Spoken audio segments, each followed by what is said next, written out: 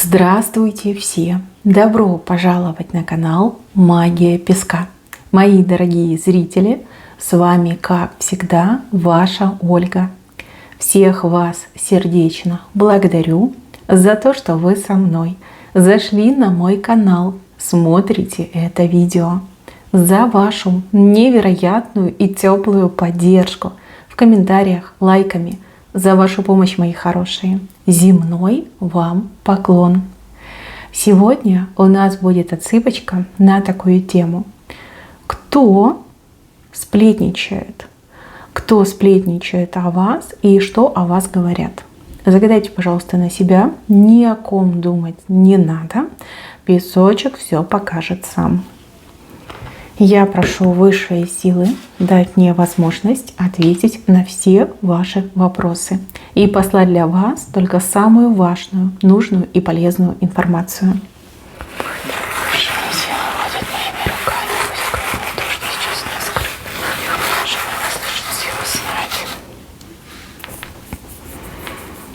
Так, интересно.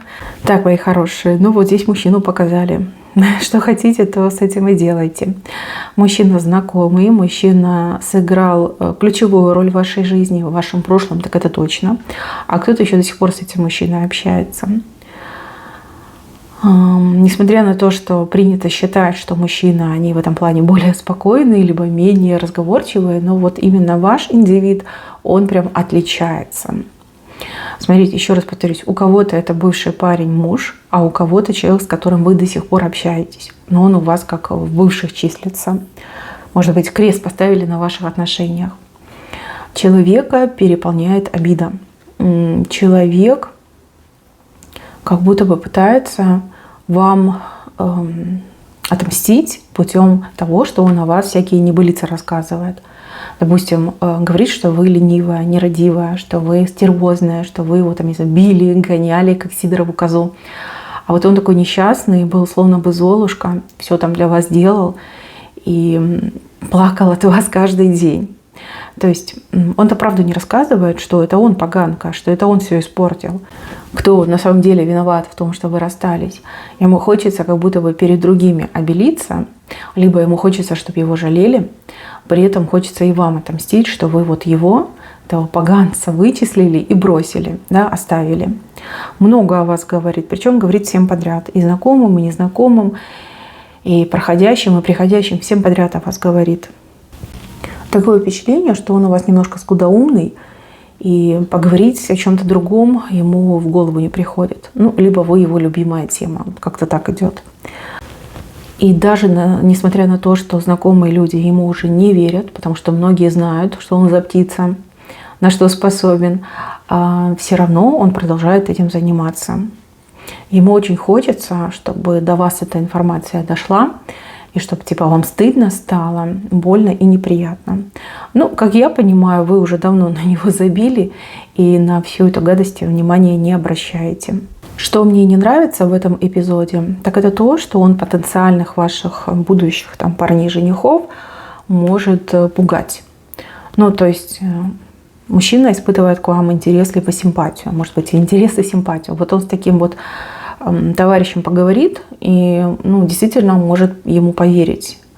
Ну, как-то так, знаете, как отпугивает, да? Если вы давно расстались с этим, и у вас нет новых кавалеров, и вы думаете, что не так, как бы вроде мужчины есть, там не улыбаются, подмигивают, но никто ко мне не подходит, вот все он виноват. Он рассказывает про вас гадости, страшные вещи рассказывает.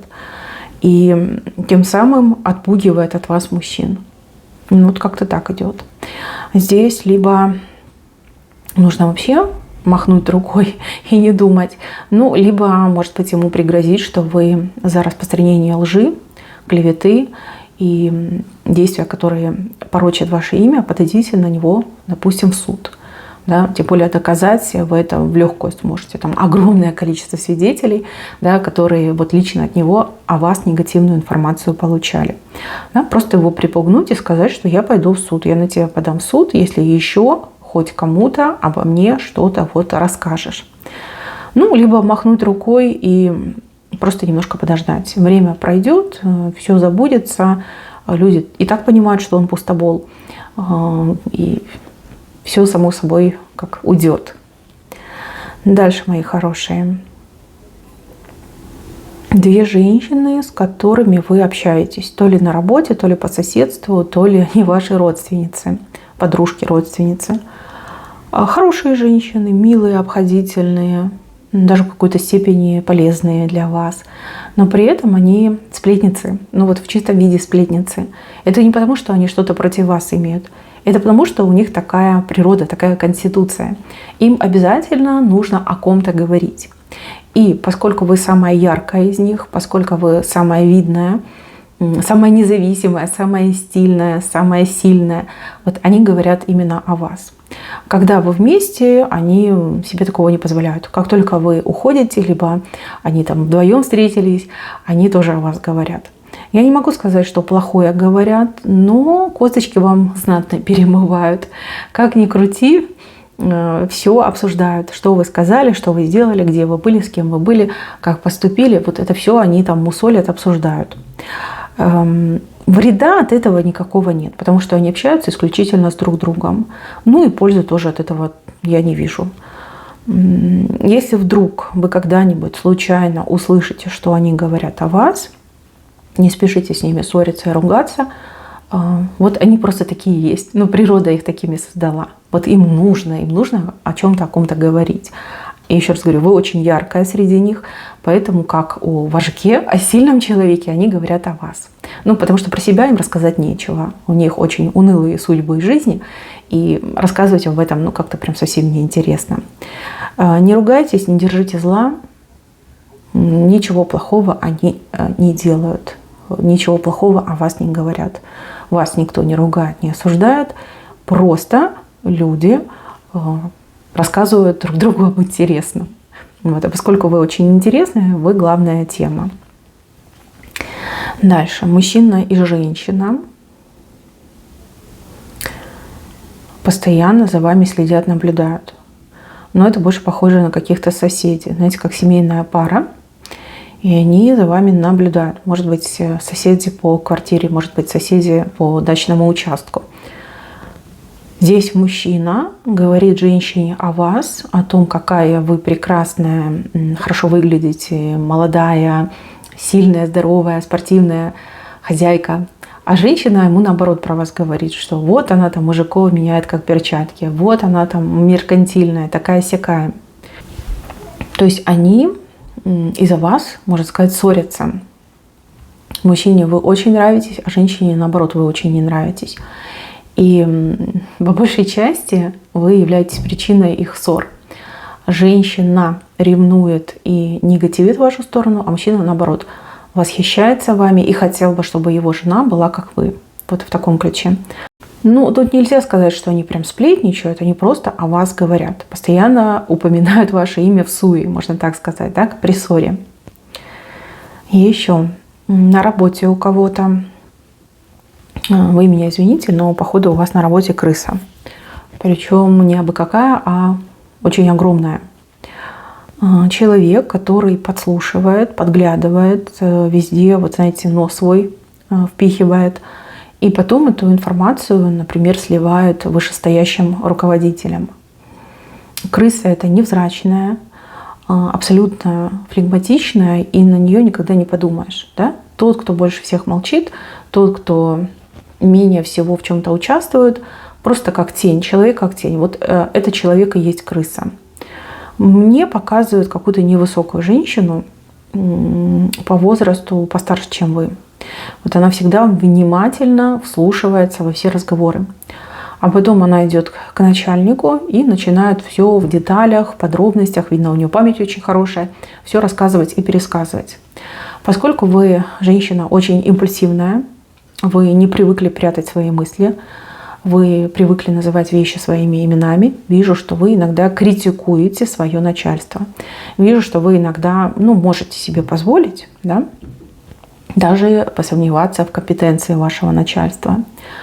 Вот. Эта женщина слушает, на ус себе мотает, и дальше, знаете, как переносчик, да, информация идет. Здесь информация подается вот точка в точку, да. Вот ровно как вы сказали, так она и передает. Она ничего не убавляет и не добавляет. Вот. Ну, грубо говоря, ваши руководители знают, что вы о них думаете. Ваши коллеги тоже могут знать, что вы о них думаете. Но на самом деле, в принципе, крыса, она на то и крыса.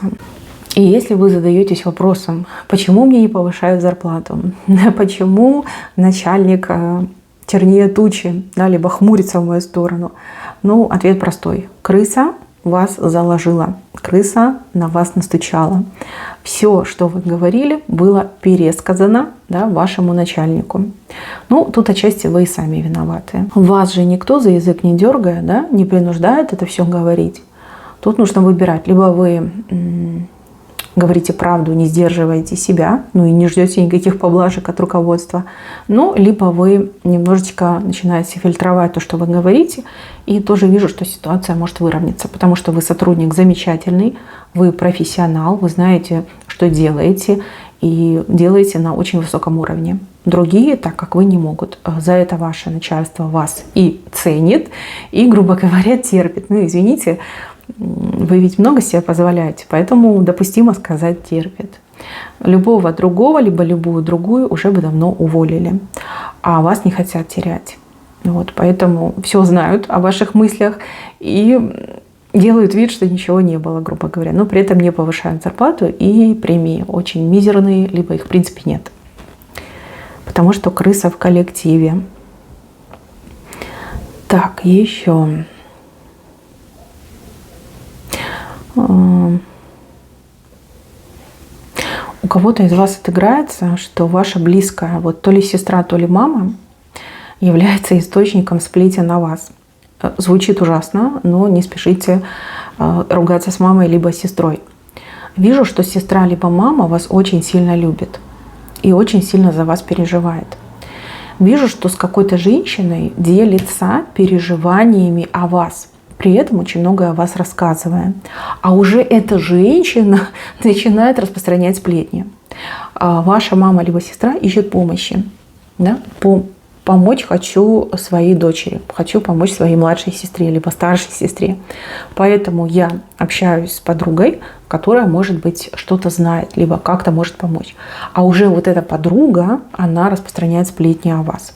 А вы потом ходите и думаете, блин, ну как же так? Как утечка информации произошла? Кто про меня протрепался? Оказывается, что самый близкий, любимый человек, не замечая этого, либо не желая этого, становится источником сплетен на вас. Поговорите, пожалуйста, со своей мамой, либо с сестрой, попросите вашу личную жизнь, либо ваши проблемы ни с кем не обсуждать. Возьмите честное слово, либо клятву возьмите. Вижу, что все наладится. У кого-то свекровь, кстати, отвратительная женщина.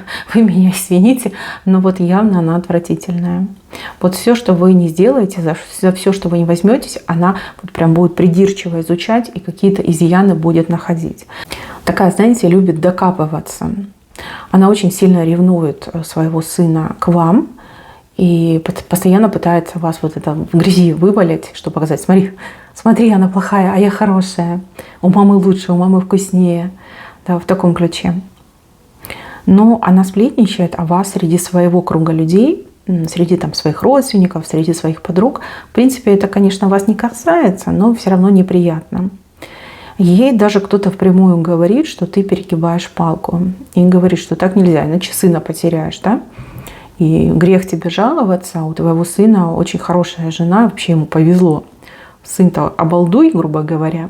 И она такая: нет, мой мальчик, он самый лучший, а вот невестка такая, сякая, рассякая. И понеслась. Сказать, что она сплетничает, нет, она злословит. Это немножко другое понятие. Вот. Ничего с этим не поделать, девчонки. Тут, терпеть, наверное. Терпеть, не придавать значения и надеяться, что когда-нибудь до нее дойдет, что она была не права. Ругаться с ней бесполезно, что-то ей доказывать невозможно. Поэтому, девочки, как-то так идет информация. Дальше, мои хорошие, кто занимается своим делом, у кого свой небольшой, например, бизнес, либо большой бизнес. Вижу, что черная зависть направлена на вас. от вашего конкурента, вашей конкурентки. Но вообще там женщину показывают. Значит, конкурентка. Ну, либо конкурент, но есть жена, либо подруга. И, в общем, она очень много на себя берет. Здесь желание испортить вам репутацию. Говорить, что это сплетни, но это как-то слишком узко.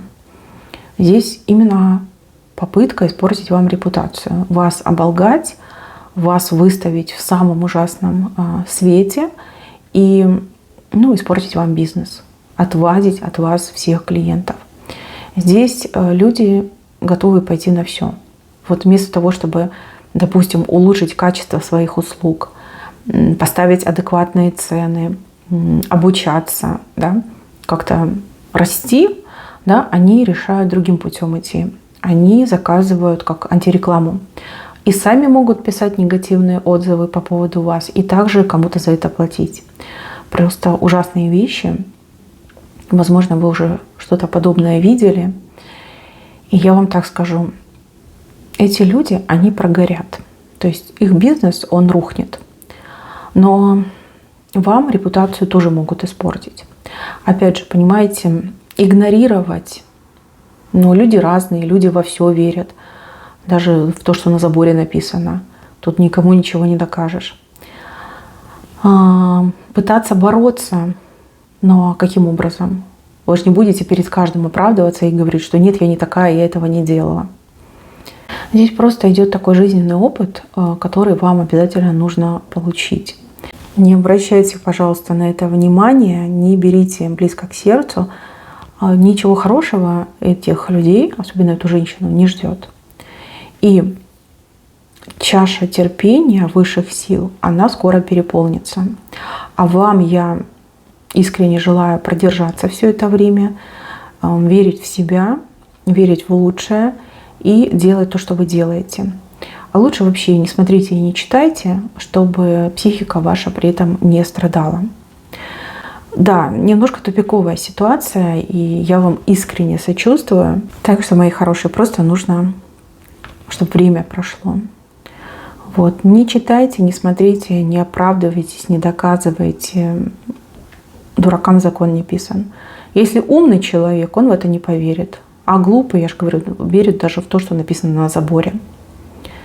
Ну и в противовес хочется отметить, что здесь очень много вышло положительных слов в вашу сторону. То есть это не сплетни, это просто восхищение вами. Вы очень добрый, смелый и активный человек. Вы очень многим помогли и многим до сих пор помогаете. Здесь о вас говорят с восхищением, с придыханием. Люди гордятся, что они с вами знакомы. Понимаете? Вас ставят в пример другим. Но это не сплетни, да? Это легенды. Их гораздо больше, чем негатива.